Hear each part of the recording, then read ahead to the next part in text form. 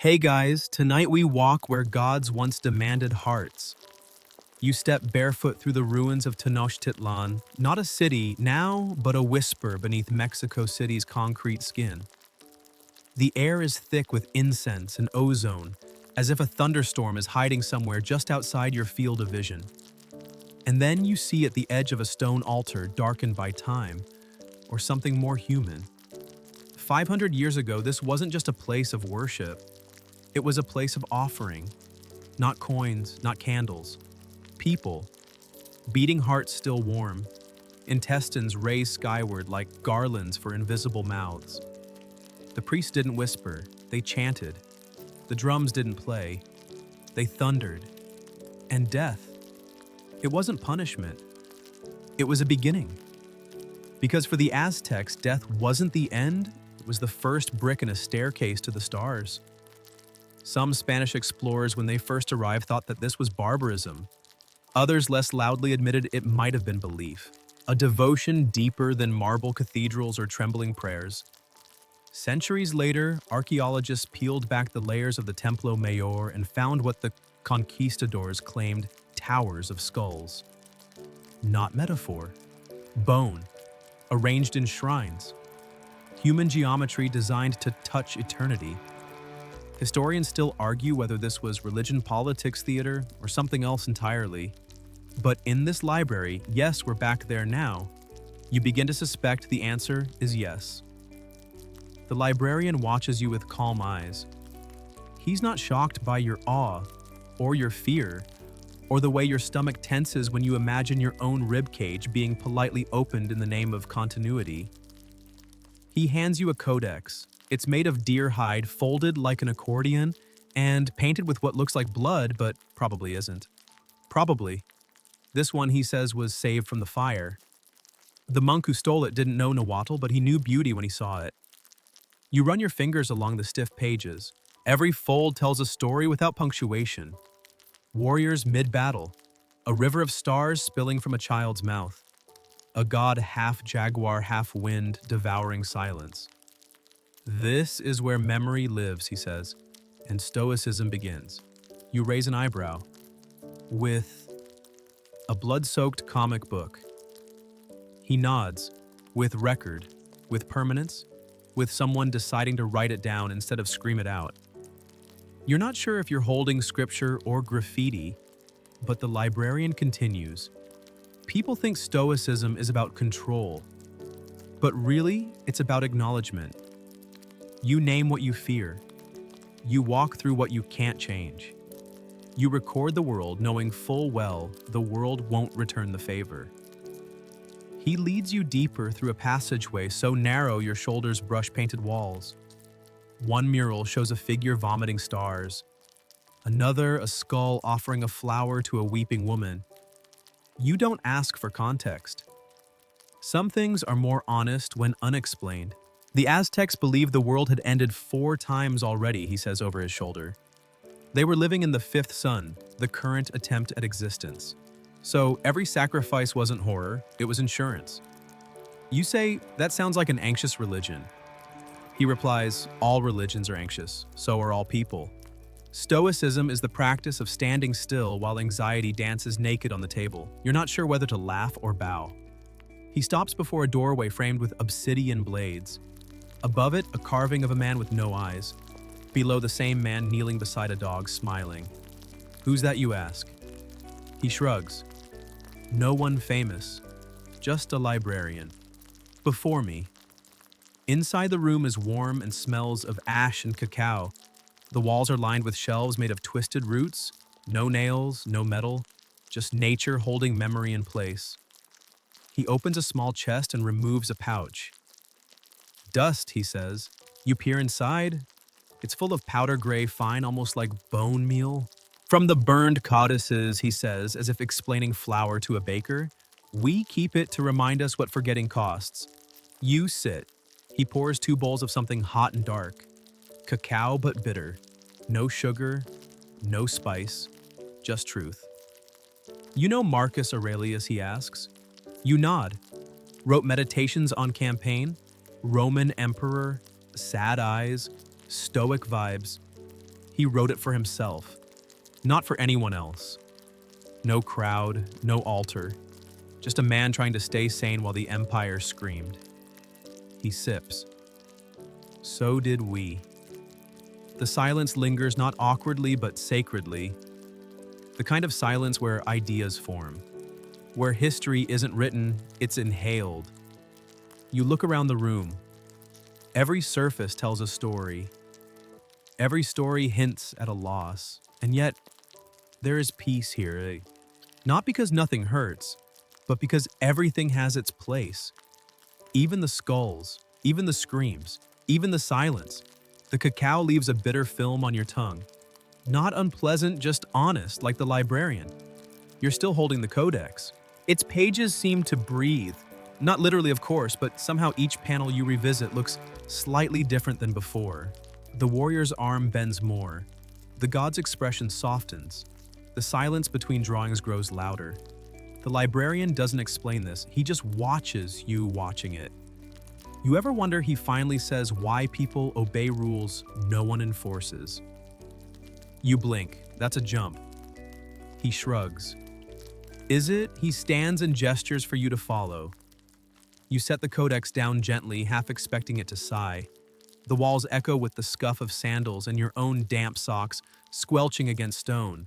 Your feet are still wet from the storm that welcomed you in. You're not sure if the chill is from the water or the weight of what you're walking into.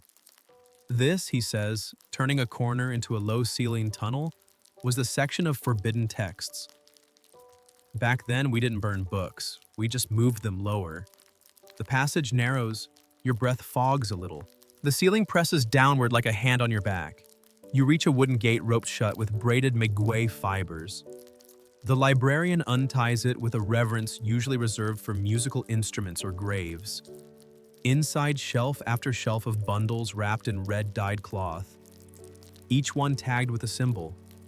Some look like animals, some like wounds. One looks suspiciously like a man mid-sneeze. These are the books we weren't supposed to need anymore, he says. Outdated truths, uncomfortable observations, dangerous wisdom.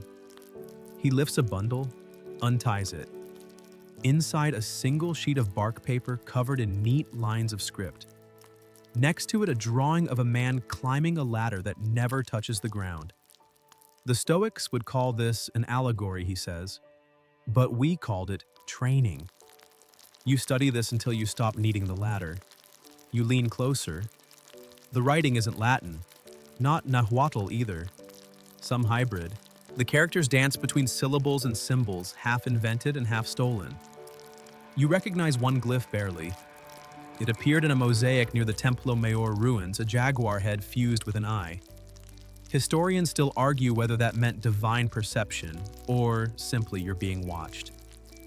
Some even suggest scribes used it when they revised divine prophecy, an act technically illegal, but, you know, ink dries fast. I don't get it, you admit. That's because you haven't suffered enough. You blink. Rude. True, he replies. Suffering makes meaning more visible, like ink under firelight. You glance at the shelves. You kept all of this hidden. We obeyed the law, the letter of it, not its spirit. He closes the bundle, places it back. The thing about real rules, he says, is that they aren't written. They live inside the spine. Like moral posture, he nods, or spiritual scoliosis. Most people only stand upright when someone's watching. You pause at that. It hits harder than expected. Epictetus said, "No man is free who is not master of himself." But he also said slaves could be philosophers. The Librarian smiles, but only with half his face. Our philosophers were usually cooks, midwives, blind scribes. One time a child. You raise your eyebrows. She told her teacher he was teaching it wrong. So they gave her her own class. She was 7. That's either adorable or terrifying. He turns. Exactly. The truth often is. You ascend a spiral stair made of stone, each step slightly misaligned, like it was designed to slow your gait or your thoughts. At the top, A circular room with a single window. Sunlight not artificial, not filtered, real falls onto a desk carved from a tree that no longer exists. On the desk, a collection of small objects. The librarian waves a hand. Pick one. You examine them: a shell, a jagged piece of obsidian, a maize kernel gilded, a scrap of woven cloth, a tiny figurine with a hole where the heart should be. You pick the shell. It fits perfectly in your palm. You feel its surface grow warm not from sunlight but from contact, from stillness, from something like attention, or maybe grief. He nods. That's the one we all choose first. It's the loudest object, but when held still enough, it teaches silence. You lift it to your ear, no ocean sound, just your own pulse amplified by stone and stillness. Funny, you think? Some gave their hearts to gods. You're giving yours to a whisper. You set the shell down slower than you meant to. Is this the part where you tell me the secret, you ask? He grins. This is the secret. You blink again. This moment, this silence, this stupid little shell. The way your thoughts are starting to argue with themselves but also settle. The fact that you're asking for secrets instead of looking for weapons. You both look out the window.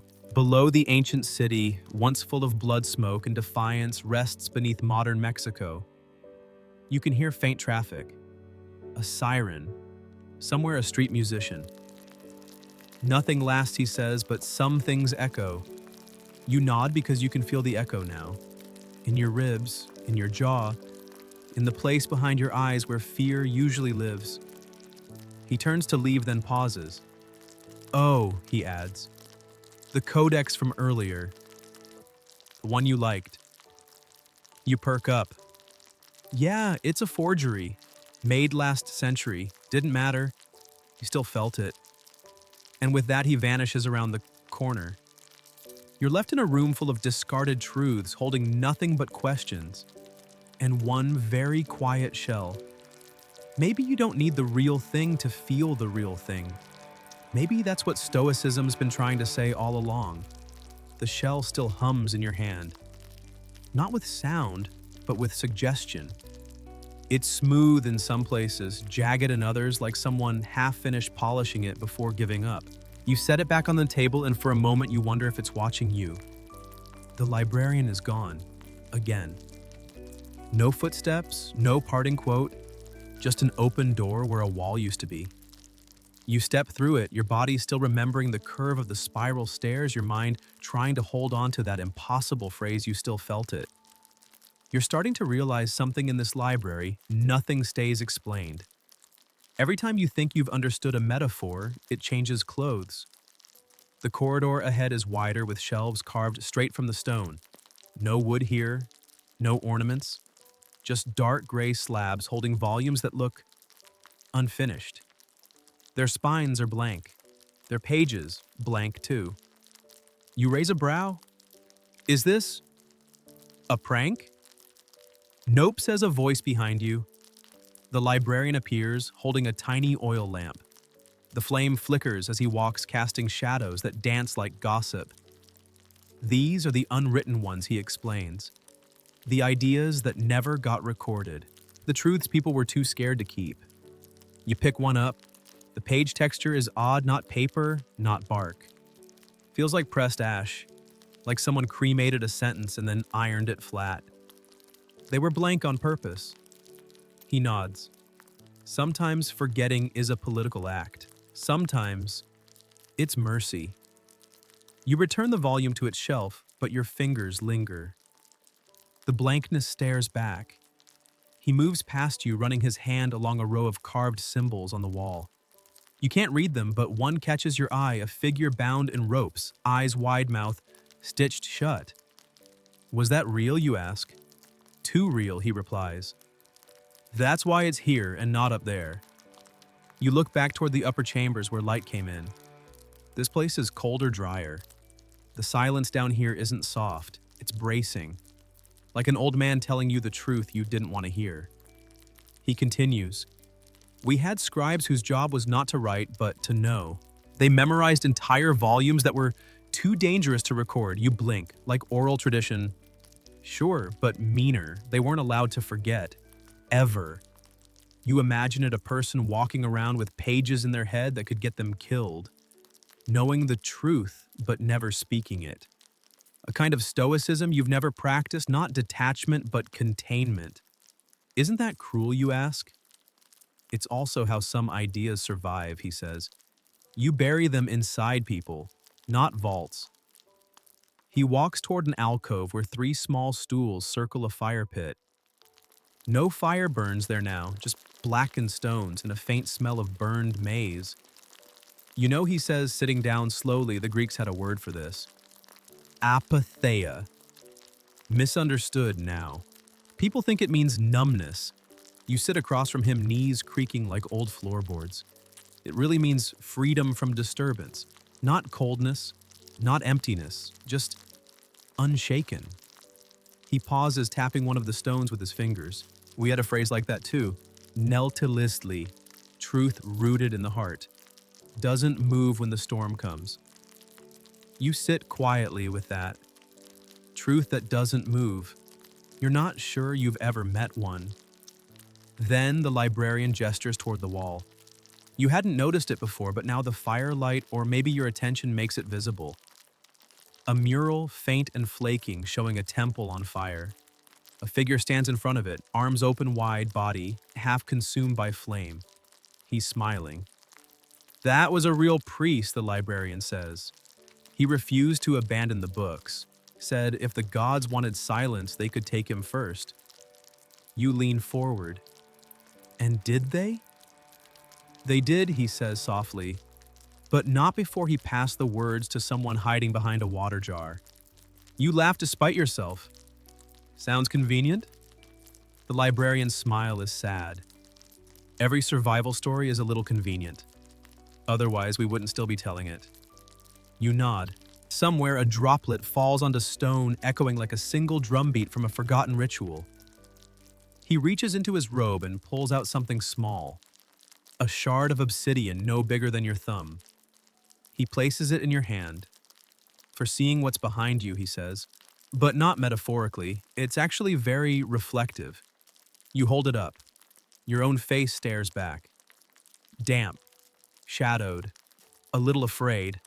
But still here.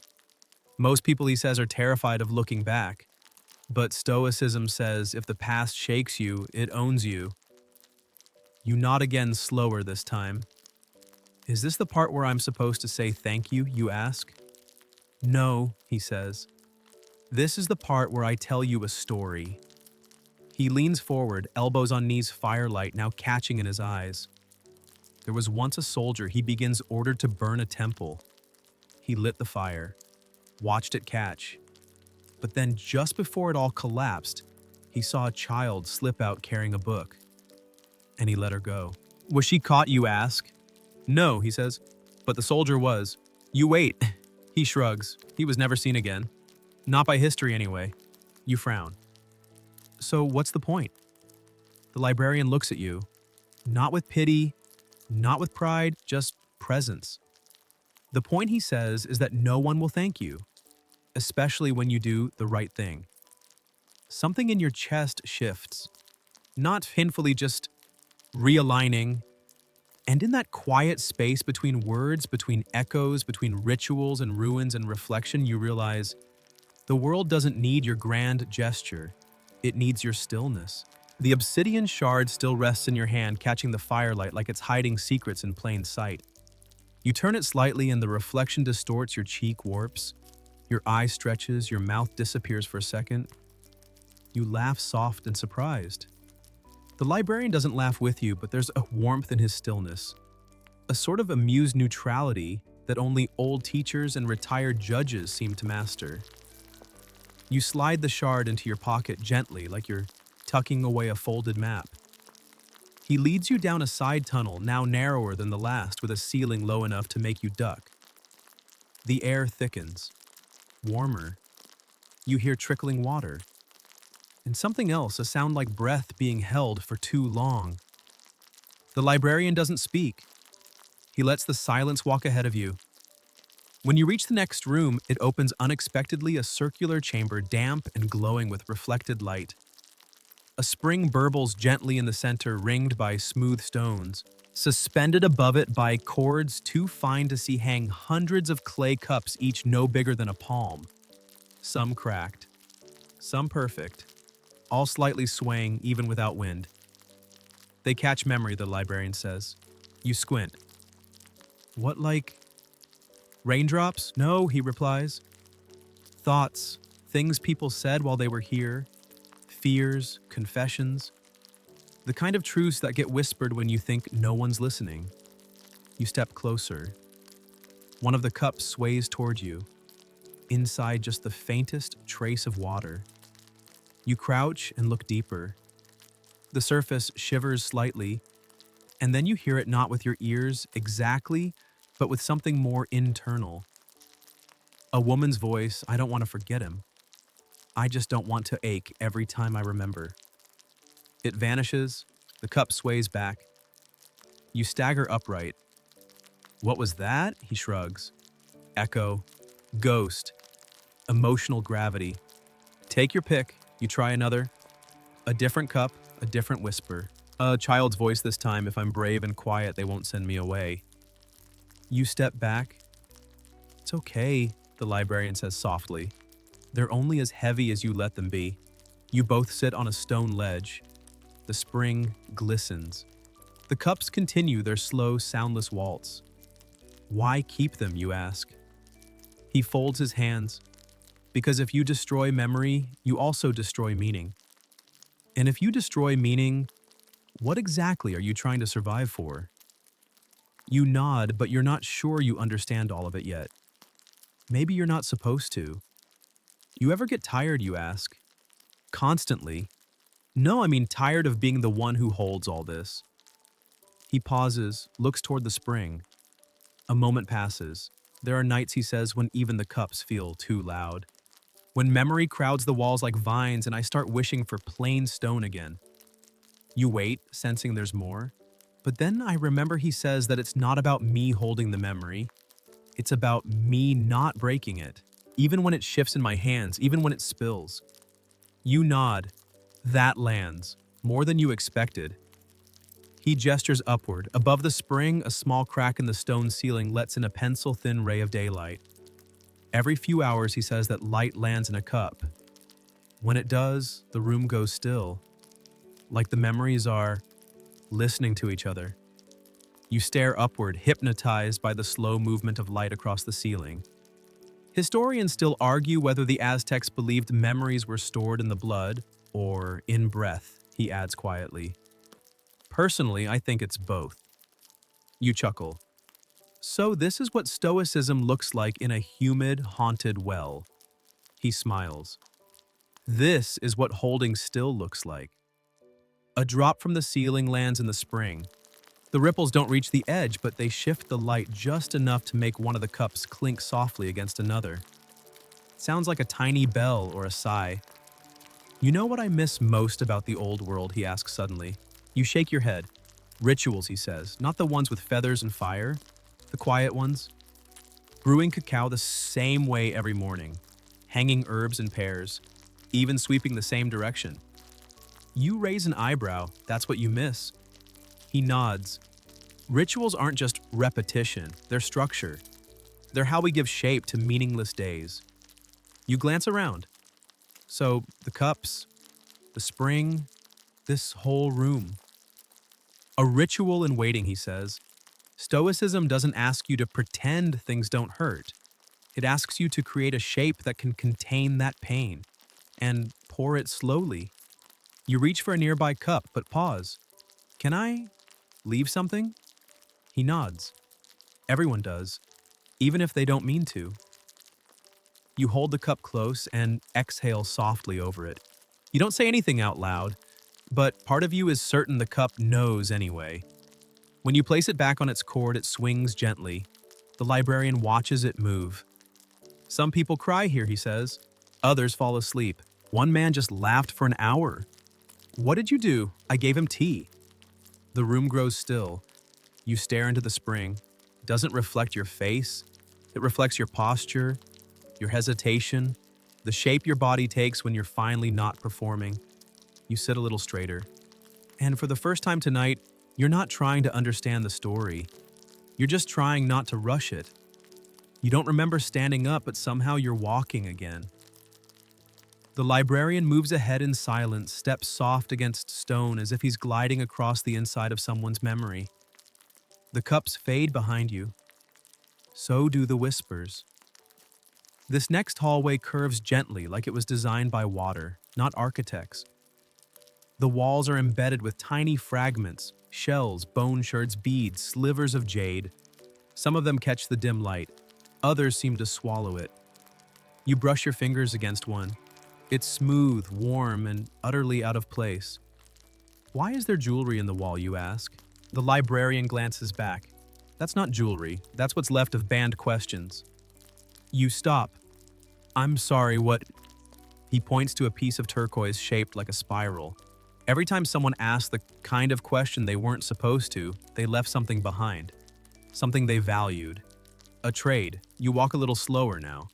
So these are offerings, he says, or warnings. Depends on your mood. A few steps later, you find yourself face to face with a door that isn't a door. It's made of stone like the walls, but you can feel that it opens. It just doesn't want to yet. He presses his palm against it, and nothing happens. Then he whispers, "Permission."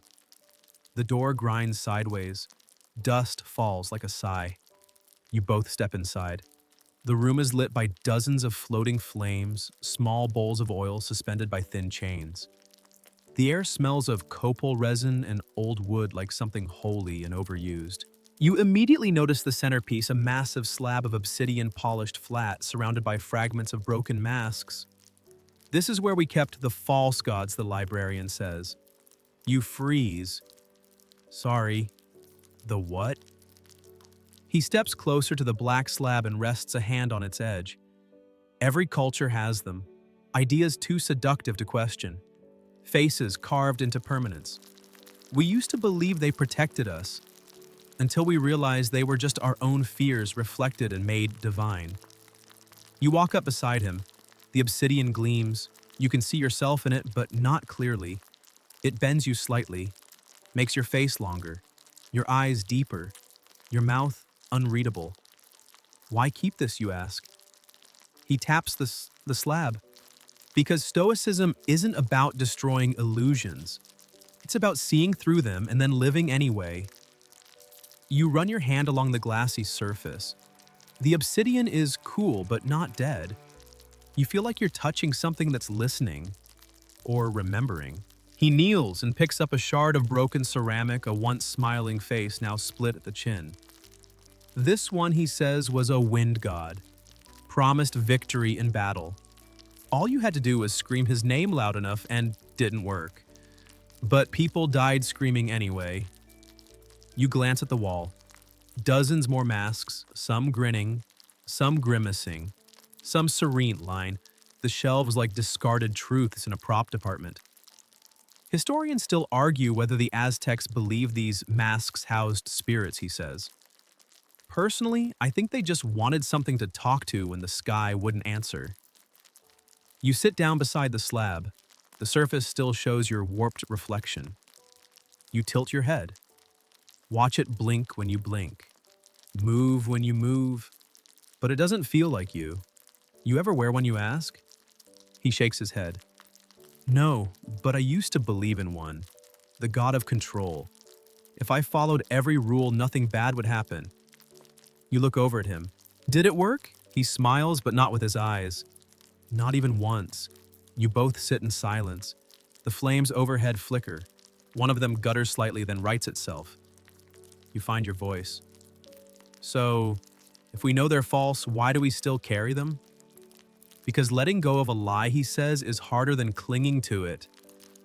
You pick up a small, cracked mask from the floor. It's light, paper thin. You could crush it without trying, but you don't. Instead, you turn it over. On the back, someone scratched a message in careful strokes I wore, this for 20 years before I asked whose face it was.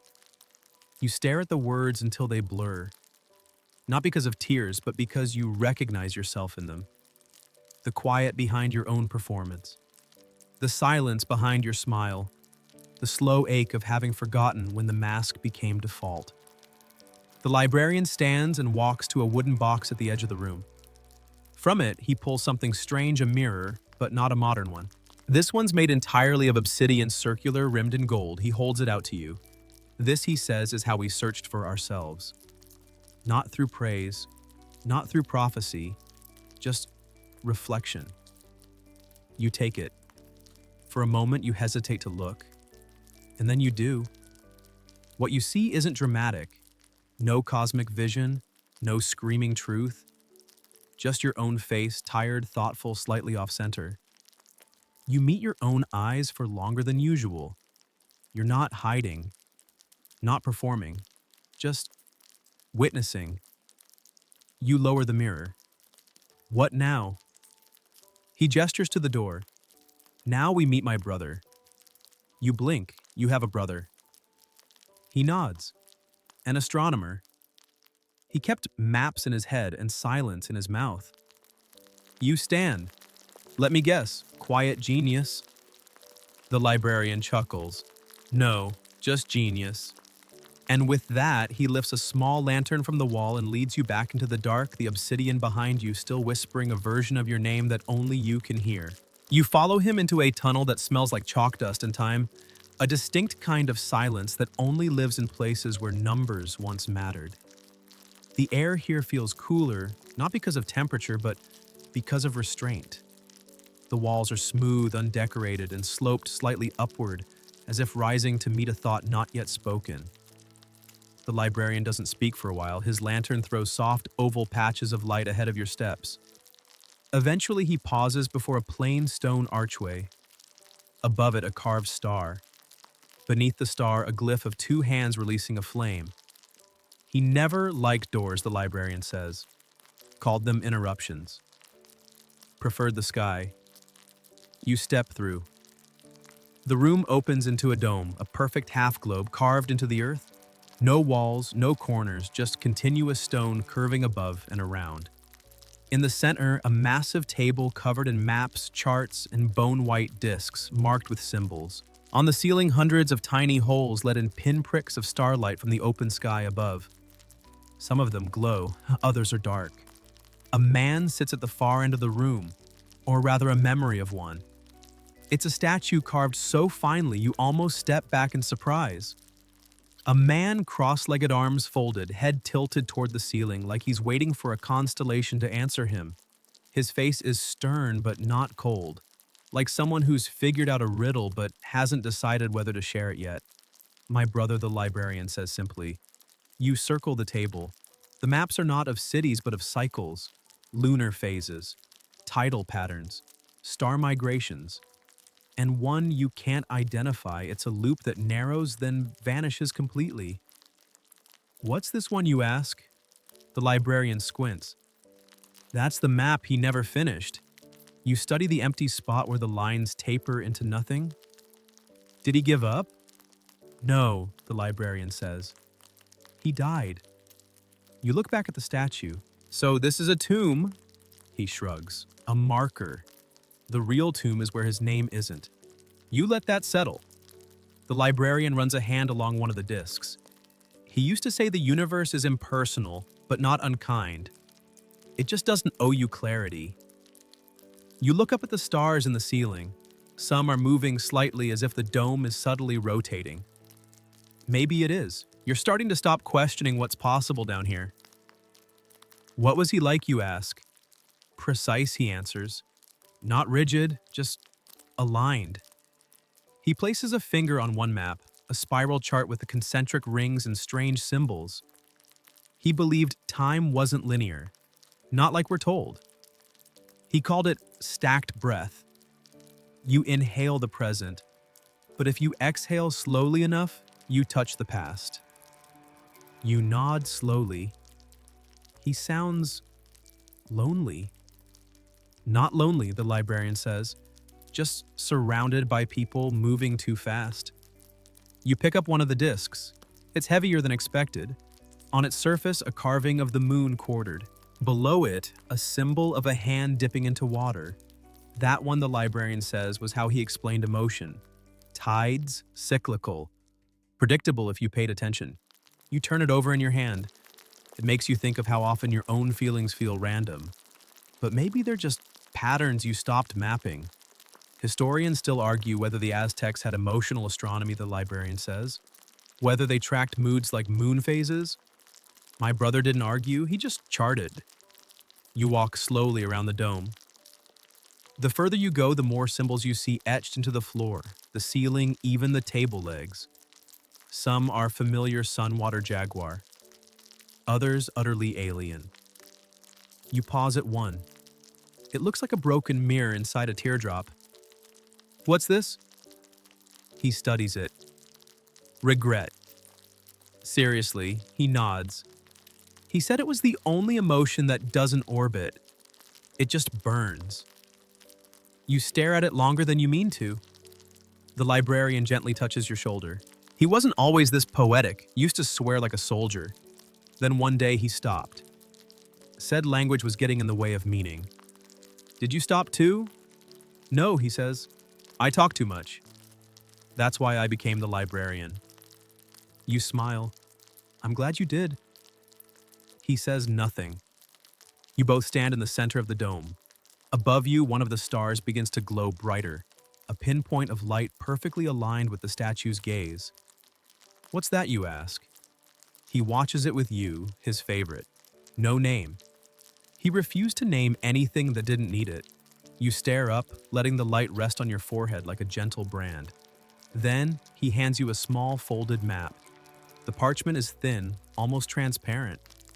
What's this? He leans in. That's your cycle? You unfold it slowly. The lines are faint, hesitant, not a circle, not a spiral. More like a thread pulled tight in some places, slack in others. There's a jagged section, probably last year. You laugh softly. This isn't very flattering. It's not meant to be. It's just meant to be. You fold the map again and slide it into your jacket. I didn't think I'd find stars underground, you say. He looks at you, and in a voice so quiet it's almost breath. You didn't. You found yourself. You keep the map in your pocket even though part of you wants to unfold it every few minutes just to make sure it's still there. It's strange how quickly something becomes precious, not because of its beauty, but because of the silence it draws from you. That little crinkled chart didn't flatter you, but it saw you. And for now, that's enough. The librarian leads you away from the dome, his lamp held low. You notice his postures changed less, guide more sibling.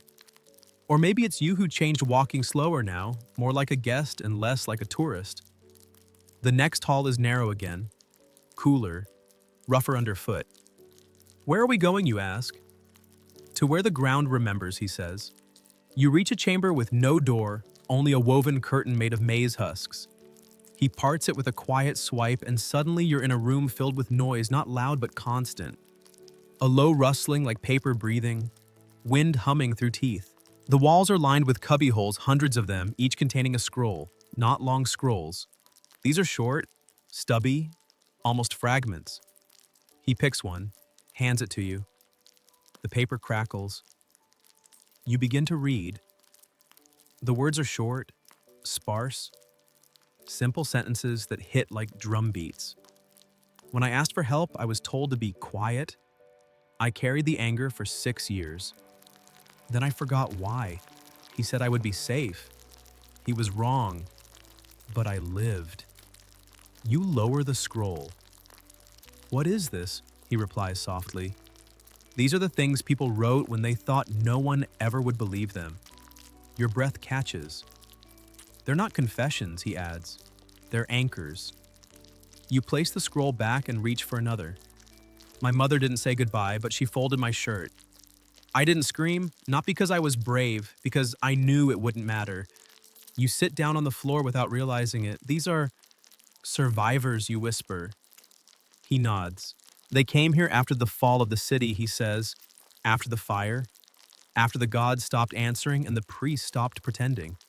And they wrote these tiny truths, fragments too fragile to say aloud. You ask, and they're all anonymous always. You look around. There must be hundreds, thousands. Did anyone ever write a happy one, you ask? He smiles. A few. He picks another scroll, unrolls it like a promise. He made me laugh. Once. That was enough. You exhale, smiling despite the tightness in your throat. This feels sacred. He sits down beside you. It is, because it's ordinary. Stoicism isn't about walls of stone. It's about what you carry and set down quietly. You lean your head back against the wall. Is this what the Greeks meant when they said, "Know thyself"? He shrugs. The Greeks said it, but we felt it. Your eyes trace the ceiling. There's no fresco, no carving, just blank stone. But even that feels deliberate, like the weight of so many invisible stories pressed it smooth. Historians still argue whether these scrolls were ever meant to be read, he says. Whether the act of writing was the point, not the preservation. You nod slowly, like breathing into a jar and sealing it. Exactly. You take one last scroll almost at random. You don't read it right away. You just hold it. Feel its weight, not much like a breath held too long. Then you ask, "Did you write one?" He pauses, then says, "I wrote many, burned most." You look over surprised. Why? Because there's a kind of healing that only lives in the moment. If you trap it, it curdles. You turn the scroll in your hand. Should I write one? He looks at you, and for the first time tonight, his voice wavers, only if you need to. So you do. He hands you a strip of bark paper, a short quill, a dish of dark ink made from crushed cochineal. You stare at the blank strip for a while, not because you don't know what to say, but because you finally do. Then, slowly, carefully, you write, "I used to think silence meant nothing, but it holds more than I ever did." You roll it, tie the end with a thin thread of woven maize. He stands, takes it without reading, walks to an empty cubby, slides it in, and just like that, it's no longer yours. It's everyone's. The rustling continues, not louder, not softer, but somehow deeper. Like the room has one more name to remember now, and it's echoing it gently without needing to know the face. The librarian turns to you. You ready to meet someone brave? You hesitate. Braver than me. He smiles. Much younger. You follow him into the next passage, heart still beating with the quiet intensity of what you just gave away. Feels strange, lighter, and heavier at the same time, like having finally exhaled after years of holding your breath. The corridor is different now. Less carved, more natural. The walls are rough like a cave unfinished by intention or geology.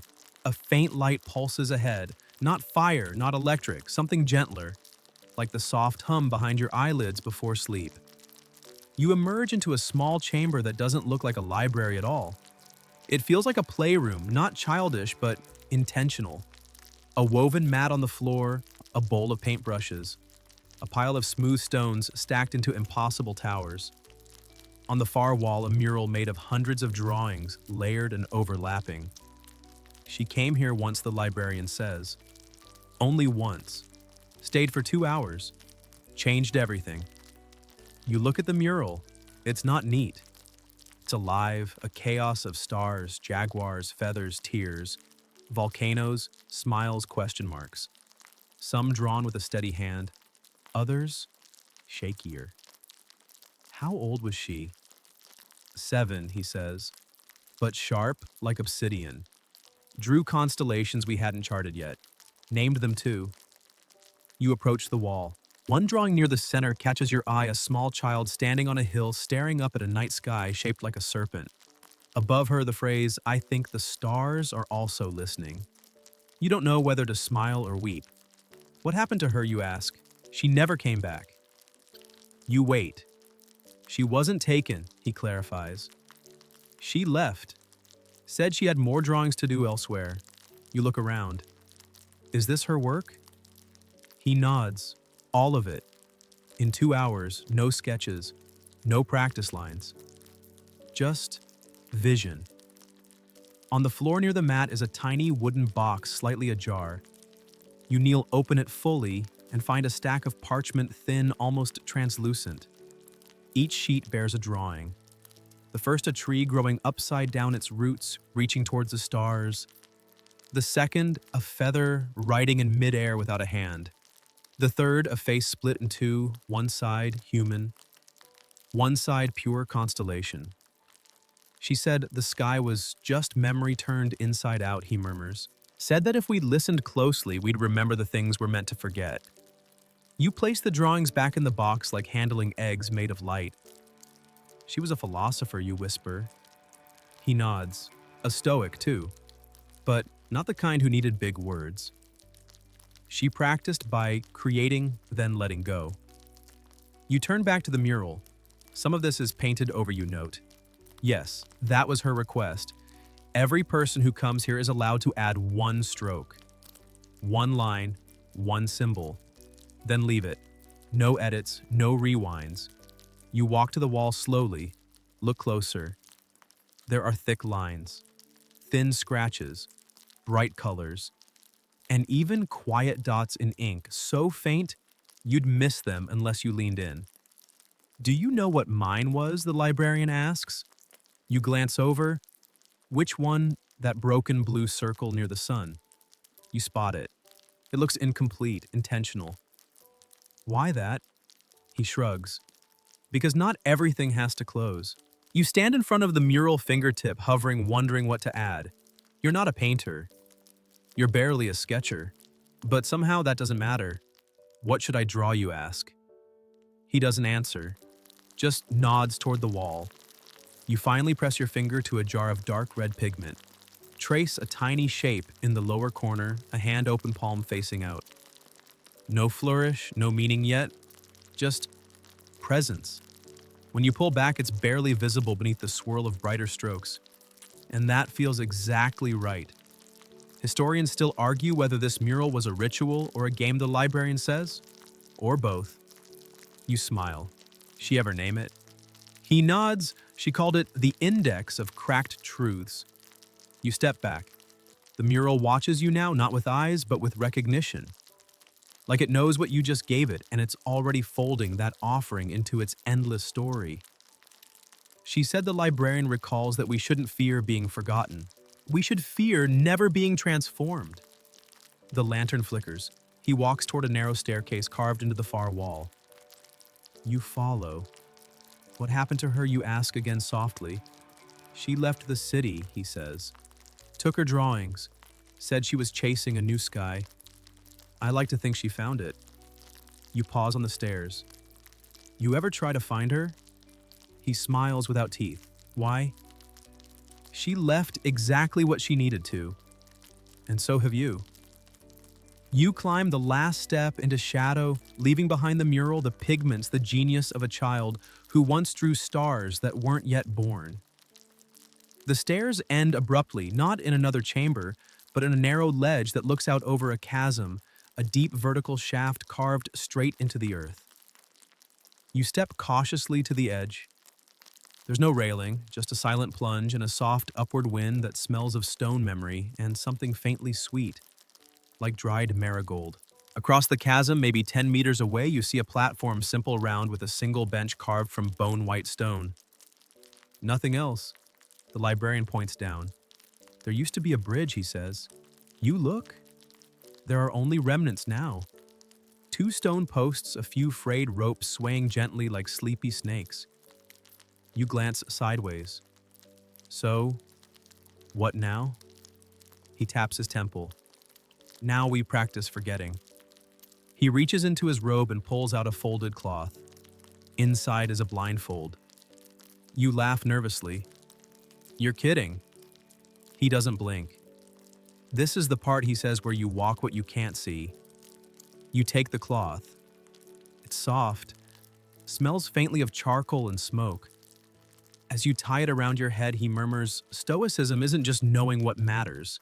It's being willing to lose what doesn't and not panic when it slips away. Your world goes dark. Your breath sharpens. You extend one foot forward, unsure whether you're about to step onto stone or into a lesson you'll never recover from. But the sole of your foot meets something solid. It's not stone, it's rope. Taut, wide enough to balance, but only just. Your hands twitch in the air, grasping for what isn't there. The wind hums upward like a warning, like a hymn. You hear the librarian's voice behind you, calm and steady. Most people try to forget by force. Erase, suppress, distract. But real forgetting, intentional forgetting, is like this walk. You let go of the illusion of control. You trust the rope. You inch forward. Every step feels absurd, like a toddler learning to walk again. Your senses heighten. You feel the tiniest tremble of the rope, the way it shifts under your weight. You listen to your own breath, quick but rhythmic, like a tired drummer who refuses to stop. Your foot slips once, just a twitch, and your whole body freezes.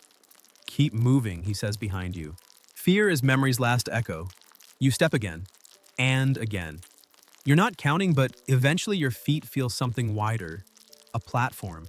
You step off the rope heart, thudding hands shaking. You take off the blindfold. You're standing alone on the other side. The bench is in front of you, empty. You sit. The chasm is wide but no longer frightening. From here it looks like a metaphor that finally gave up pretending. The librarian calls across. His voice echoes slightly but not coldly. This is the forgetting chamber. You nod slowly. He continues. When people couldn't bear to carry certain memories, they'd come here. Speak them aloud blindfolded, the wind would catch the words, and by the time they reached the side, the edge was gone. You look down. The wind is still rising. He shouts, "Say one." You hesitate. Then softly, so soft you can barely hear it yourself, you whisper, "I wasn't enough and I kept trying anyway." The wind lifts it. There's no reply, but the weight in your chest loosens just a little. Like a muscle unclenching after years of pretending it wasn't tired. He calls again, gentler this time. "Say another." You close your eyes. I thought silence meant safety, but it just meant no one saw me. The words leave your mouth like petals. The wind catches them greedily. On the far side, the librarian lowers his head. There is power, he says, in naming what no longer serves you, but greater power in not needing to. You stand, not in triumph, not in victory, just a little straighter. Historians still argue whether the Aztecs used this shaft to send messages to the gods, he says, or simply to unburden themselves.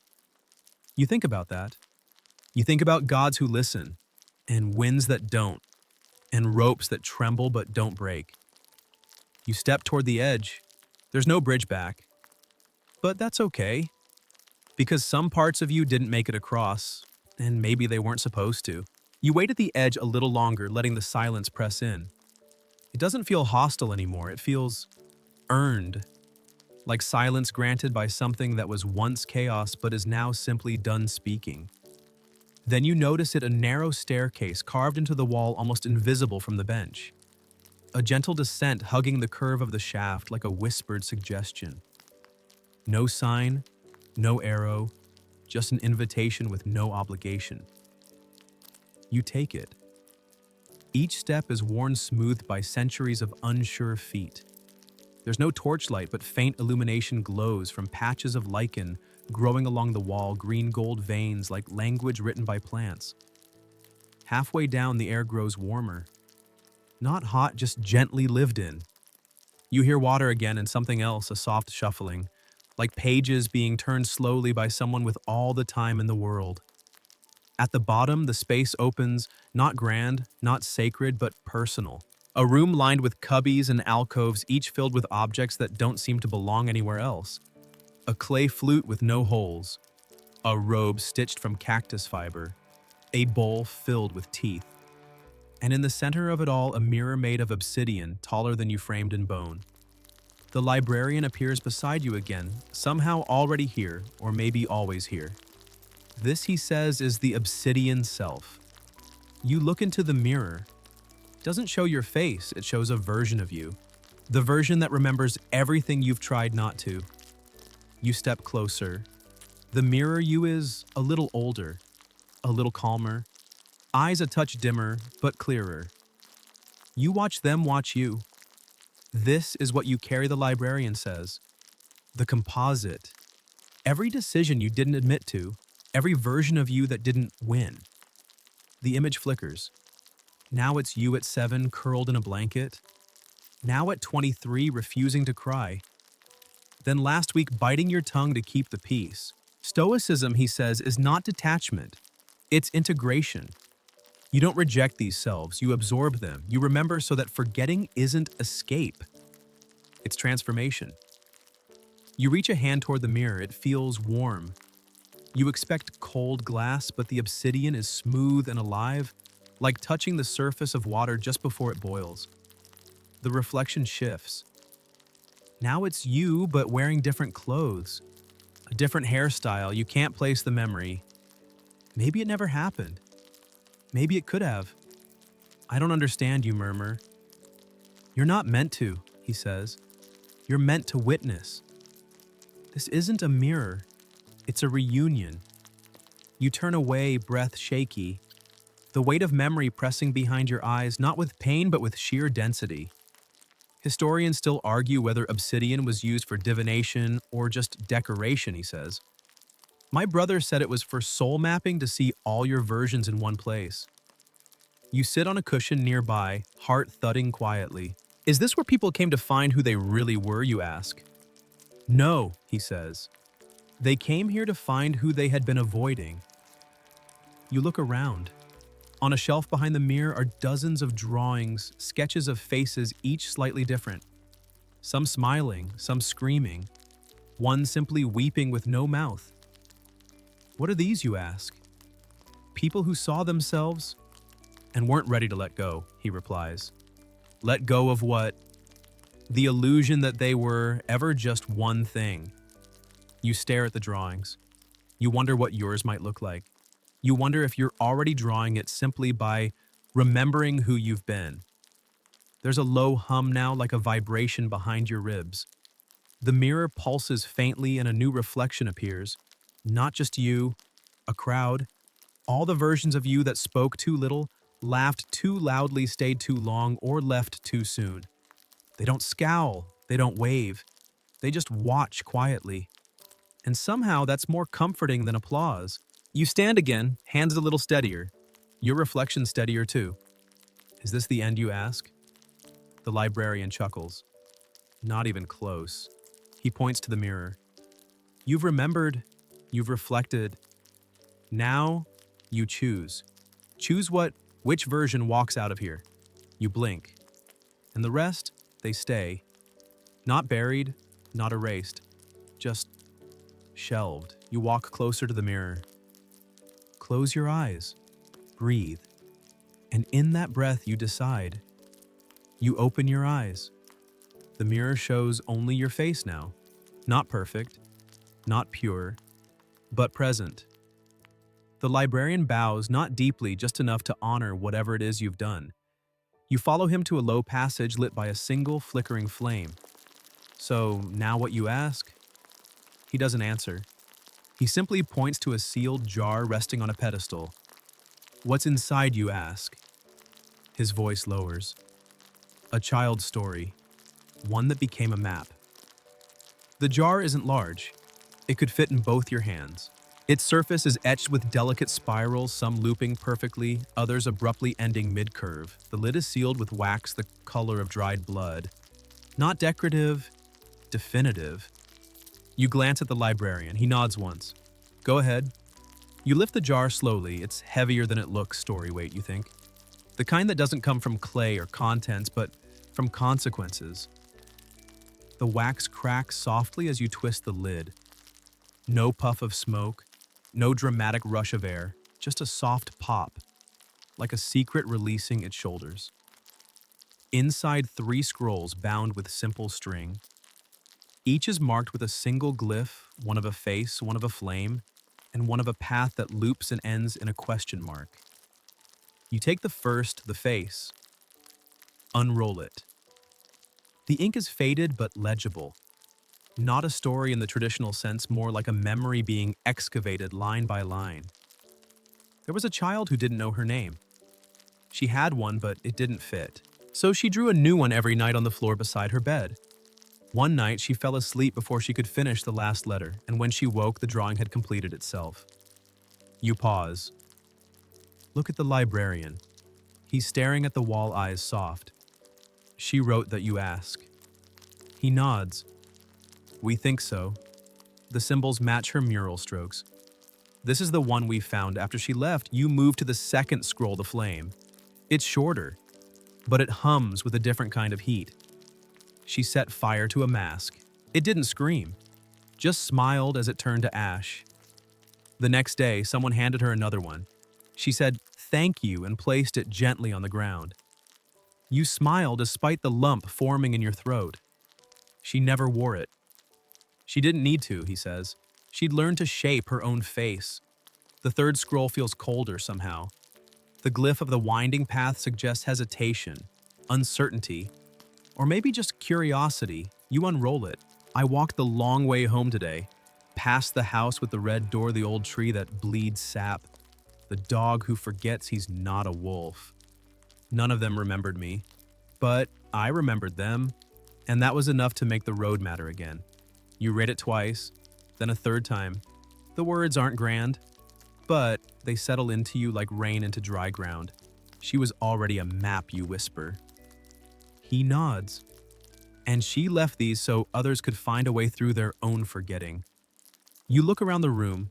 It's bare except for the pedestal and a small indentation in the floor, a space the exact size of the jar. You place it back gently. A soft click echoes through the chamber as if something behind the walls has just exhaled. He turns toward a corridor hidden behind a curtain of beads, each bead carved with different facial expressions. Joy, fear, sleep, rage, confusion, peace. As you brush past, they clink together like an argument trying to resolve itself. The room beyond is circular, modest, and full of light. Daylight for the first time in what feels like days. It streams in from a thin vertical slit in the ceiling, illuminating a pool at the center, clear and utterly still. No ripples, no insects, just water like glass. Is this a reflection pool, you ask? He kneels beside it, yes, but not for the face. You kneel opposite. What then? He leans forward and taps the surface. The pool shifts. The image that forms isn't your reflection, it's a memory. You see yourself barely older than a toddler sitting in a hallway clutching a toy with one broken eye. No sound, just the visual, a quiet loop of innocence and confusion. You inhale sharply. That's... He raises a hand. Don't narrate, just witness. The image fades. A new one forms. You older now, maybe 12. Hunched over a desk, tears falling silently onto a paper you never finished. No teacher, just you. And that particular kind of aloneness that comes from not knowing how to ask for help. The water goes still again. Stoicism teaches us to prepare for what we cannot predict, the librarian says. But it also asks us to confront what we've already survived. You stare at the surface, waiting, dreading the next memory. But it doesn't come. Instead, the pool darkens, and a phrase appears, "This is how you forget." Not by erasing, but by making space. You whisper it aloud. He stands. The sunlight shifts, passing across the wall and casting the words upward. For a brief moment, they appear on the ceiling like a constellation of ink. Historians still argue whether this pool was magical, he says. But those who used it, they never argued again. You rise, feet unsure, heart steadier.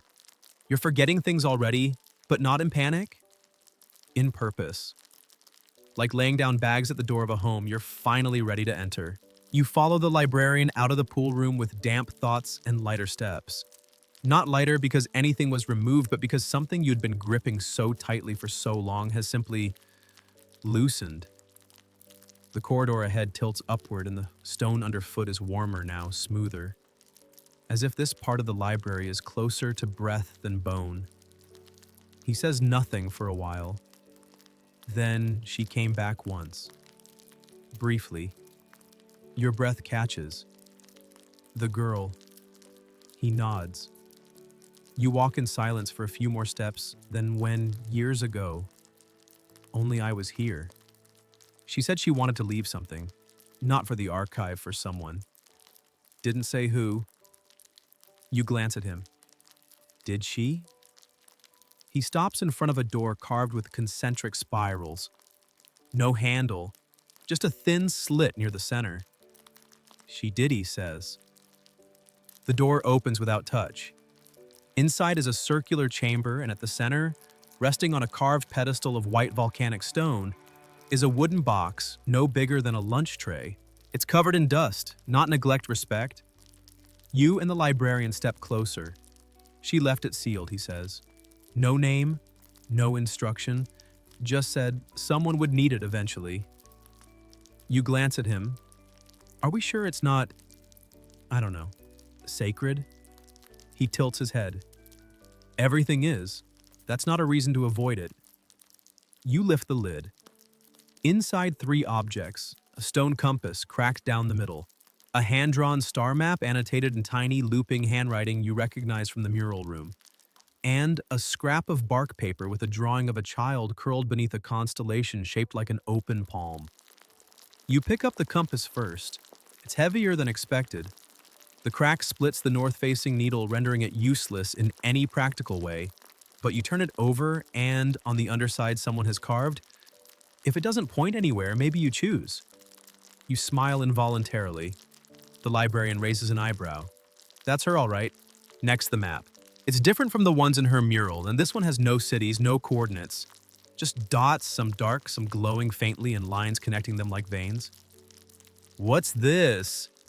She said it was a map of people, not places. You squint, but these aren't names. He nods, because names forget. These are imprints. People who left a dent in her world.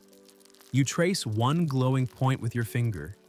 It pulses gently beneath your touch. She said he continues that love was just memory with direction. A compass made of warmth. You exhale slowly. That's not Stoic. No, he says. That's Aztec Stoicism.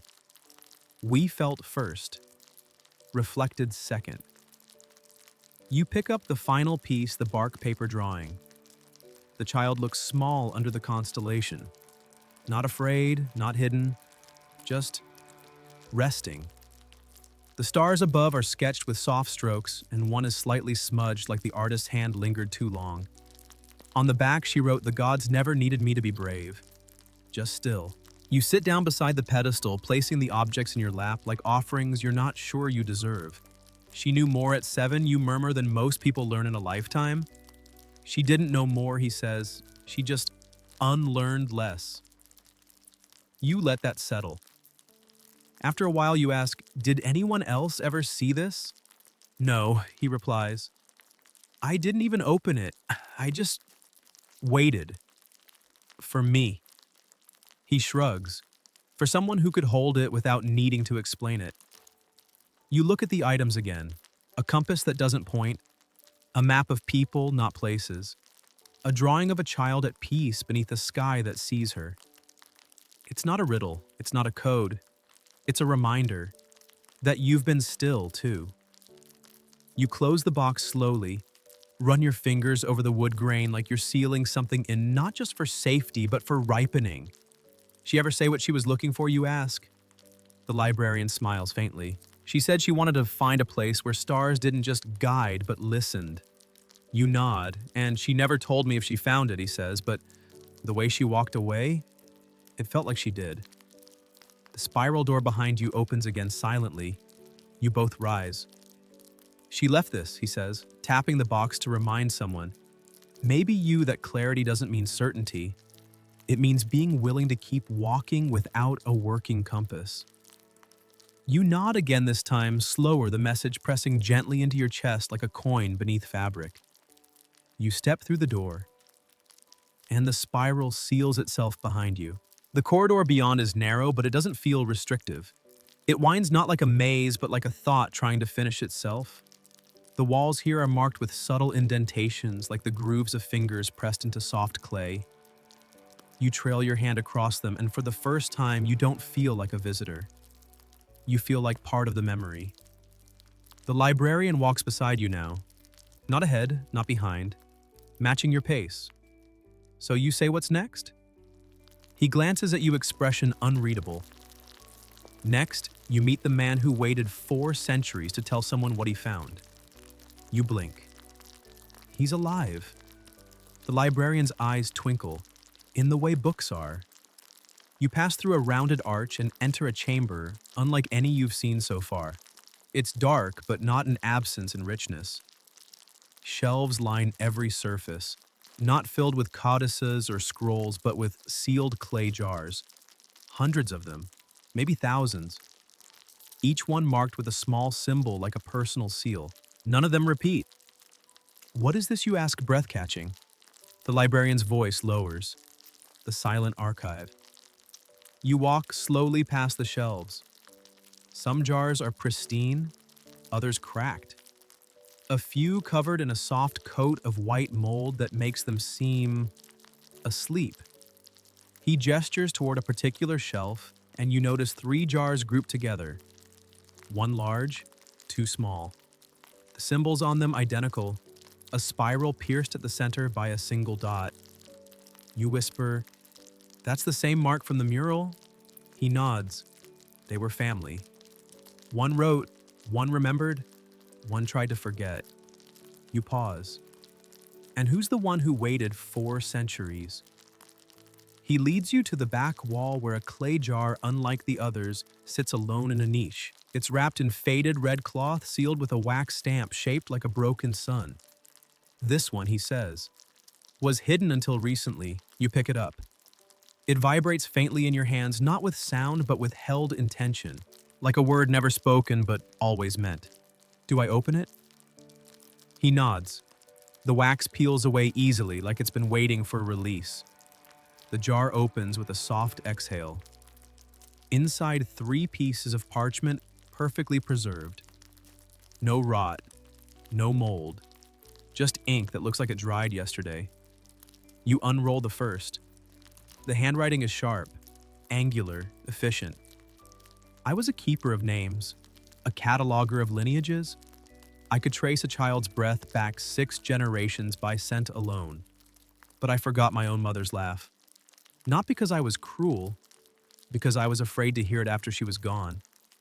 You close your eyes for a second, the words tightening something behind your ribs. The librarian watches silently. You unroll the second. They told me to burn the records. They said names don't matter when the cities fall. But I remembered what the stars said. To name something is to tether it to time. So I hid them. In jars, in caves, in poems disguised as recipes. You whisper, "He was a librarian too." "No," the old man says softly. "He was a map maker who disguised his maps as memories." You unroll the third. It's different. Not a memory, not a confession, a question.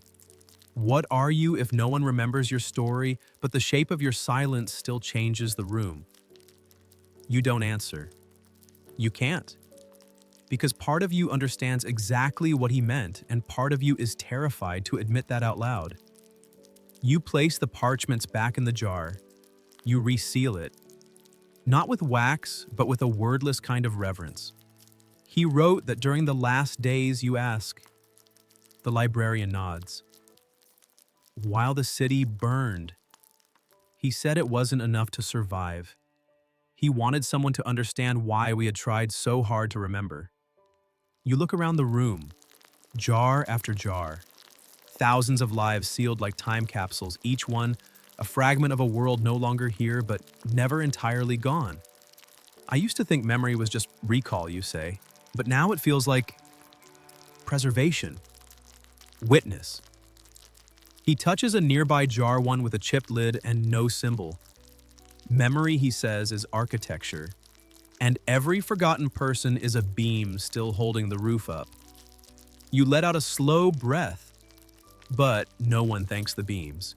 Exactly, he says. That's what makes them strong. He steps back and gestures. There in the floor near the center of the archive is a single empty niche. It's not labeled, not decorated, just a bare clay depression sized perfectly for a jar you haven't made yet. You kneel beside it. What goes here? He looks at you carefully. Yours, he says. You pause. I don't know what I'd say. You will, he replies. But not tonight. You sit a moment longer, imagining the jar that might one day sit here. What it would weigh. What it might hold. What it might whisper to someone 4 centuries from now when the names have all eroded, but the questions still glow. And somewhere behind you, one of the jars lets out a tiny crack. Like a sigh. Like a secret finally stretching its legs. You leave the archive slowly, walking backward at first, as if turning your back on it too soon might undo everything it just gave you. The air in the corridor feels lighter. Not less serious, just less crowded. Like some weight stayed behind in one of those jars happily shelved. The librarian says nothing as you walk. Neither do you. Silence by now has become its own dialect between you. Eventually, the passage opens into a chamber not marked by symbolism or ritual, but by something harder to define: absence. No artifacts, no scrolls, just a simple room with 2 benches facing each other. Nothing in between, just space. This, he says, is where we practiced. You sit across from him, practiced what you ask, Stoicism, without calling it that. He leans back, slightly folds his hands. We'd sit in silence. Name no gods, offer no incense, just to watch each other. Wait and tell the truth once. You tilt your head. One truth, one per visit.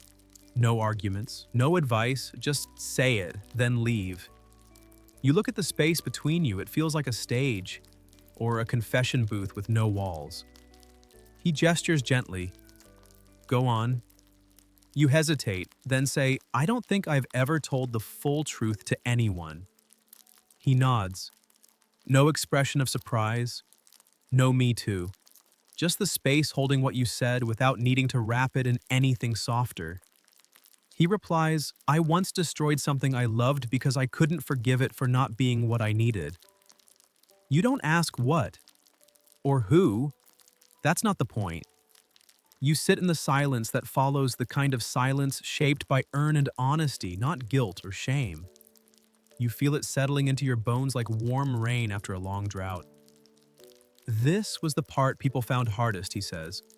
Not the jars, not the walking. This, the sitting. Because there's no performance, you say. Exactly. Just presence. And presence is louder than truth if you hold it long enough. He stands, gestures for you to follow. The next space is a long corridor lit by what looks like glowing chalk lines along the floor. They pulse faintly, like a heartbeat.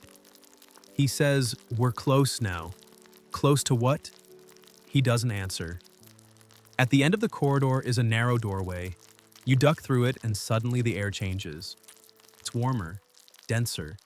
The ceiling higher than it should be, and in the middle of the room stands a sculpture, 3 figures carved from dark wood, weathered, but still graceful. A woman, a man, and a child. They're seated at a table. No expressions, just posture, poised, still. Each has a hand resting on the table, palm open. What is this, you ask? He steps beside you, the moment before letting go. You blink. Of what? He looks at you. Everything. You walk around the sculpture. The child's hand is smaller than your palm. The mother's fingers are curled slightly as if holding something invisible. The father's other hand rests on his knee. There is no plaque, no inscription. But at the center of the table is a small indentation worn smooth. You touch it, it's warm. He explains, this is where we asked people to leave something they didn't want to carry anymore. You frown. Like the forgetting chamber. He shakes his head. No, that was memory. This is attachment. You look at the figures again. None of them look like they're struggling, or fighting, or even tired. Just ready. What happens if you don't leave anything you ask? He answers, then you'll still carry it, but at least you'll know you had the choice. You look down at your hands. Try to imagine what you'd leave, the guilt. The story you tell yourself about never being enough, the voice that says, rest is weakness. You place both hands gently on the table. Nothing happens. No wind, no glow, just stillness. And it's enough. He leads you through another arch. The next hallway is lined with carvings, footprints pressed directly into the stone, walking in both directions. You glance at him. These are real. He nods. Every visitor leaves theirs. You look down. There's a soft layer of dust, and beneath it, a new set. Yours. And suddenly it clicks. This place doesn't record your name. It records your pause, your decision to stop rushing long enough for the stone to remember you. Historians still argue whether these footprints were ceremonial, he says, or just wear from pacing, but I think there's something else. What? He smiles. Proof we weren't in a hurry. The corridor curves again. Ahead, a door carved with wind motifs. Wide open. He turns to you. Beyond this is where most people leave. You hesitate. And I don't leave. I just walk slower. You look at him. This strange librarian who said more by not answering your questions than anyone ever has with 1,000 explanations. Will I see you again? He smiles. If you come back with a question worth the silence. You nod and step through.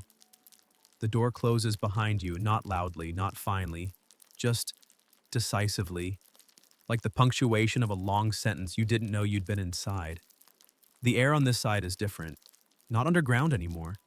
You feel a breeze thin and dry, not wind but air with intention. It brushes your skin the way a quiet hand might when you're not sure if you're awake yet. You're standing on a terrace high above what must be the outer edge of the subterranean library. Below, the remains of Tenochtitlan shimmer beneath layers of modern Mexico City streets, tangled like threads rooftops, painted with sun domes and laundry lines and traffic pulsing faintly in the distance. The librarian is gone. But his absence doesn't feel like abandonment. It feels like an opened hand. You step toward the edge. There's a bench here, smooth stone, shaped to hold tired spines and heavier hearts. You sit slowly. Let your hands rest in your lap. Let your breath go all the way out. A small clay tablet lies beside you, not placed, but forgotten. You pick it up. There's a line etched into it, handwritten shallow but legible. No one will thank you for staying soft in a hard world. That's why it matters more. You press your thumb to it without meaning to. The clay is warm. Or maybe you are. You look down into the city again. Somewhere below, people are arguing over coffee. Someone is writing an email they'll regret. A child is inventing a game that no adult could ever understand. And all of it matters, and none of it does. And both truths live here together. You take the time to do nothing. That's what this place was always about, you realize. Not transformation through action, but through awareness, through allowing. There's a structure nearby, small box-like with a slanted roof. Inside, a bowl of ash, a brush, a square of paper. You walk to it. Read the instruction etched above in 4 languages. 1 line, 1 truth. Let it vanish.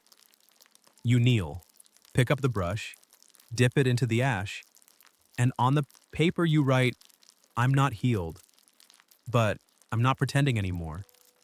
You fold it, slide it into a narrow slot. A small flame, no more than a flicker, consumes it, gently leaves no trace but warmth. You smile. Because the act wasn't about the fire, it was about the surrender.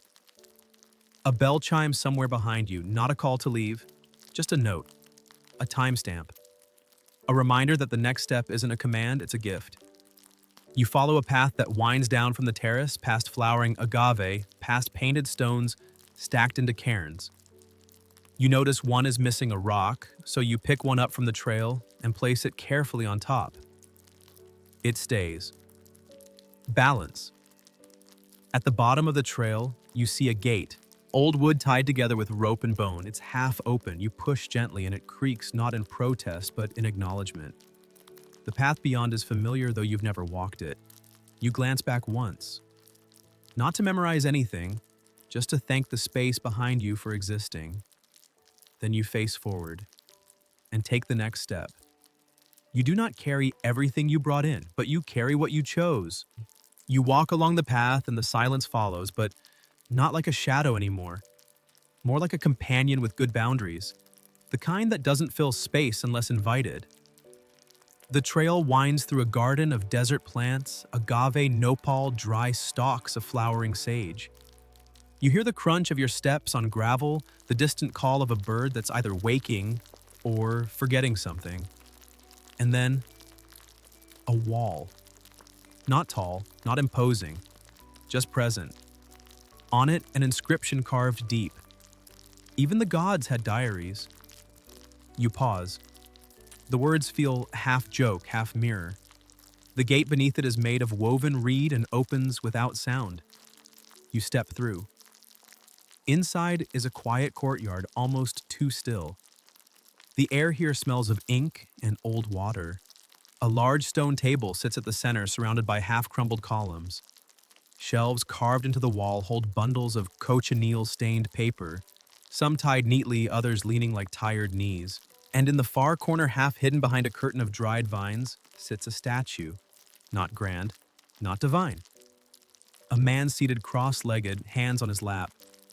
His chest is open literally, carved apart like a door revealing not ribs, not organs, just a hollow space where a small book sits. You look at the librarian. He's here again. Of course he is. He steps up beside you. That was Talatawani Akolnawak. You blink. A god? He shakes his head. No, a priest. They called him the god who took notes. Not because he was divine, because he remembered everything. You walk slowly toward the statue. The open chest cavity is unsettling, but somehow reverent. The book inside is stone pages barely parted. You ask, "Is that real?" He nods. He carved it himself, page by page. But no one has ever opened it. You frown. Why not? He turns to you. Because it's not meant to be read. It's meant to be witnessed. You sit on a low bench near the base of the statue. The stone is warm. A breeze rustles the dried vines. He used to write one line each morning, the librarian says. Always the same ritual. Wake before the sun, boil water, burn copal, then write. Even if the line was only, "Today I do not know what to say." You close your eyes. You can see it. A man in robes before the city stirred penning down thoughts, not because they were profound, but because they were awake. He said the librarian continues that memory is the only god who never demands sacrifice, but always accepts it. You exhale. So what's inside, no one knows. He sealed the pages in obsidian glaze before he died. Said if anyone broke it, the wisdom would crack with it. You look at the statue again. The book is safe, untouched, but not hidden. It's offered. How did he die, you ask?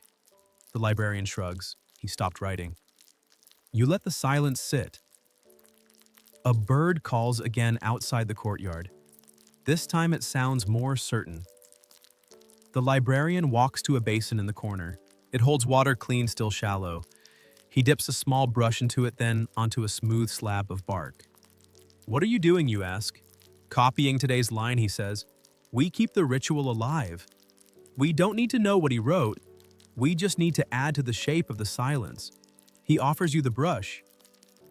You pause, then take it.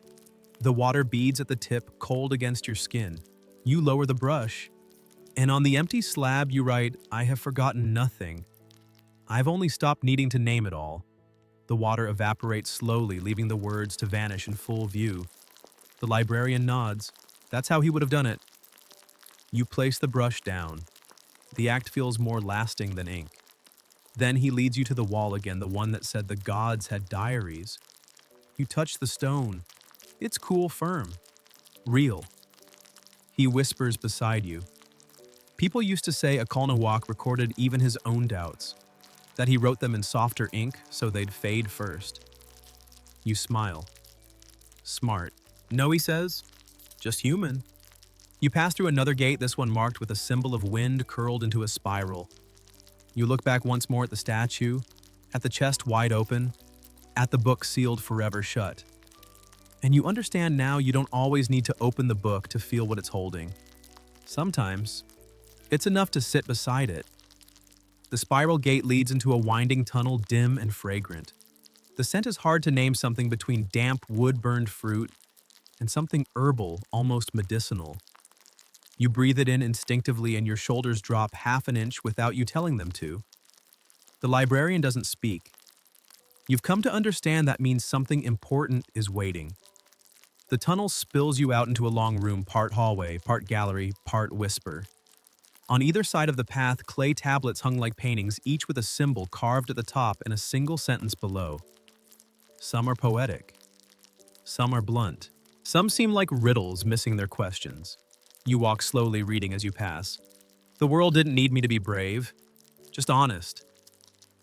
She didn't say goodbye, but she left me her patience. I only ever prayed to things I could carry. You glance at the librarian. Are these from the priest? He shakes his head. These are from everyone else. People who lived. People who listened. People who asked better questions than they answered. You continue. Each sentence stirs something. Some resonate, some bruise. I was the villain in someone's story. I let it be. I named my loneliness and it stopped snarling. The gods may not keep score, but my knees remember the begging. You stop at one that's cracked down the center. The message is faint, fading with time. I once mistook silence for punishment. It was protection. You rest your hand against the wall beside it. The clay is cool but steady. Did anyone ever write something twice, you ask? No, he replies. That was the rule. You glance over. Why? Because if it's worth remembering, it won't be remembered the same way twice. You reach the end of the hallway. There's a bench here, half carved, still rough around the edges. On the floor before it, a bowl filled with small, flat stones. Another ritual, you ask. He nods. You take one. You sit. You hold it until the sentence finds you. You kneel beside the bowl. The stones are warm as if they've been held by dozens of hands just like yours. You reach in and select one without looking. Then you sit. The librarian sits beside you, not watching, just present. You close your eyes. You don't rush it, you just breathe. And after a while, a sentence arrives. Not spoken, not written, just there. You whisper it. I kept building armor over a wound that already healed. You don't expect a reaction. You don't want one. But the librarian says softly, that's one of the old ones. It shows up again now and then. You smile. Does that mean it's true? No, he says. It means it's unfinished. You place the stone in a small hollow carved into the bench. It fits perfectly as if it had always belonged there. Historians still argue whether these benches were thrones, the librarian says, or simply places to rest. But the shape was always the same. You glance around. What shape? He points upward. And you notice above each bench the ceiling curves gently inward, not like a dome, but like a palm cupped around the space. You're sitting in a hand. You look at him. He's not smiling. He's not frowning. He's holding the moment. You lean back against the cool stone, close your eyes again, and let the space do what it was always meant to do. Not answer, just contain. The wind passes faintly through the archway behind you, a sigh in the stone, a brush against the words, a reminder that nothing, not even wisdom, stays still forever. You stand again, lighter, not because you've been emptied, but because you've stopped pretending your fullness is a burden. The librarian gestures to the final corridor. One more stop, he says. You nod and follow. The final corridor is unlike the others, not carved, not sculpted, but grown. Vines spill down from above their leaves, papery and pale. The stone beneath your feet is cracked soft at the edges, like the hallway has been trying to return to soil for a while now. You walk slower, not out of caution, out of respect. The walls curve gently inward, and above shafts of golden daylight pierce through narrow slits. The light moves like breath, illuminating dust like it's holy. It smells of warm earth, old paper, and something just baked. Maybe bread. Maybe memory. Ahead you see a chamber, part ruin, part sanctuary. A low wall now broken forms the border of what might have once been a reading room. You can still see the layout, a wide circle, scattered stools, one collapsed table, and at the center, a tree. Small, twisted, growing straight out of a crack in the floor. Its roots wrap through shattered tiles like veins. Its bark is dark, its leaves faintly silver. You approach. The librarian joins you, quiet as always. She planted it, he says. Or maybe she just left the seed. You kneel beside the tree, there's no plaque, no name, just a single ribbon tied loosely around one branch. You lean in. The fabric is frayed, but you can make out faint ink. When a library dies slowly, you plant. You look up. The ceiling above has collapsed. You can see sky now, raw and blue clouds floating lazily like they don't remember the storm anymore. This was the last room built, the librarian says, or the first that stopped pretending to be indoors. You run your fingers along the roots. They're solid. They're real. People come here to mourn, he adds, but not to grieve, to let the ending settle. You sit beside the tree. The earth is soft. The light shifts, casting leafy shadows across your legs. You asked earlier, he says, what happens when a library dies slowly? You nod. And the answer is this, he says. Keeps breathing through anyone who remembers the difference between a book and a burden. You close your eyes. The quiet is thick here, but generous. You feel the tree's warmth, not magical, not mystical, just steady. The librarian crouches beside you. She once wrote, he says, that letting go doesn't mean erasing. You open your eyes. It means he continues making room for what wants to grow next. The breeze rustles the branches. One leaf drifts gently down and lands in your lap. It's tiny, dry, already beginning to curl. You pick it up, hold it in your palm, and for the first time, you don't try to interpret anything. You just let it be a leaf. There's a path leading away from the tree. You hadn't noticed it before, soft soil marked only by bare footprints. Not preserved, not worshipped, just there. You look at the librarian. Is this the way out? He smiles. It's the way forward. You stand, brush the dust from your legs. Will the tree survive, you ask? He shrugs. It already has. You begin to walk. The path is uneven, dappled with light and shadow. Each step is quiet but not hesitant. You don't feel like you're leaving anything behind, not the child's mural, not the obsidian mirror, not even the jars, because somehow they've all come with you. Inside. Shaped into the parts of you that no longer require noise to be real. At the bend in the path, you pause and look back. The librarian has not followed. He's sitting now beside the tree, eyes closed, one hand resting on the soil as if listening to something only roots could translate.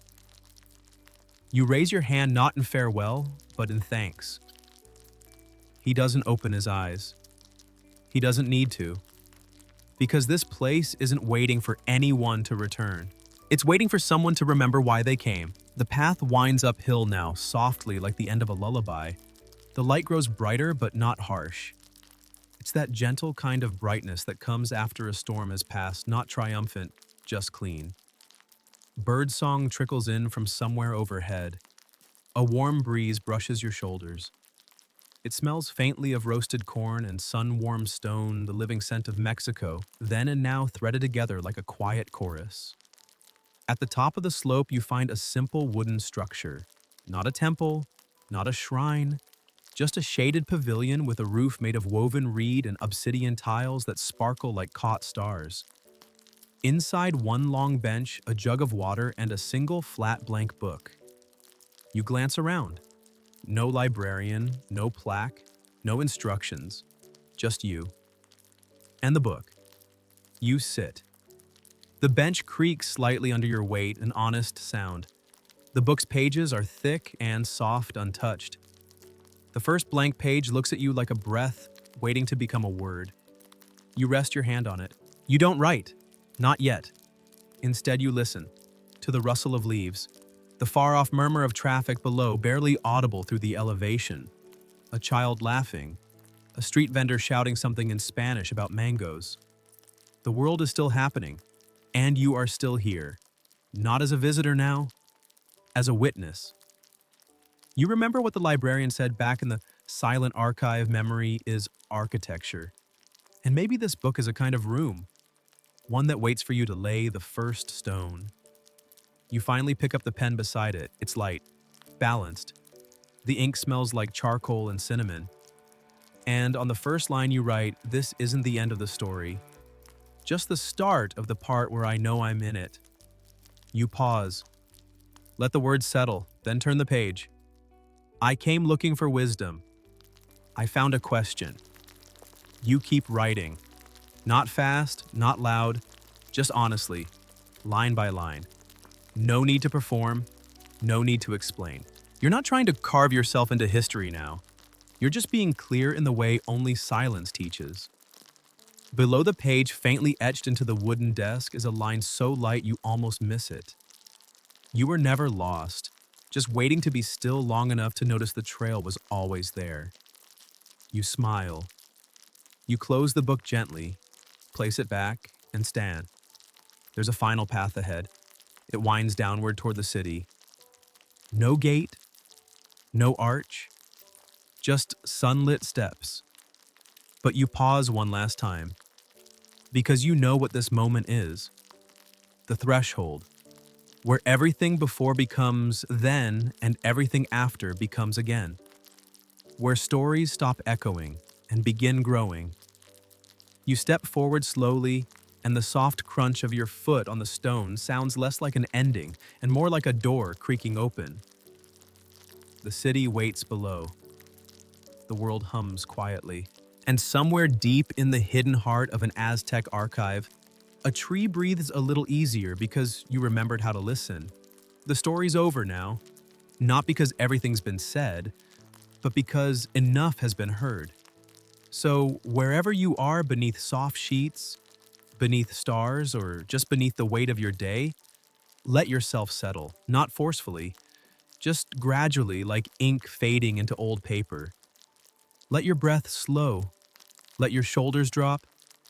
Let the silence you've just walked through wrap around you like a worn blanket that smells faintly of wisdom and sun. You don't need to remember every word. That was never the point. What matters is what stayed. That quiet moment in the forgetting chamber, that stone you left on the bench, that leaf that curled in your hand without asking for meaning. Let those things keep you company now. Let them remind you that you don't have to know where you're going. You only have to stay aware that you're going somewhere. Let your thoughts loosen. Let your body sink. Let your breath say yes.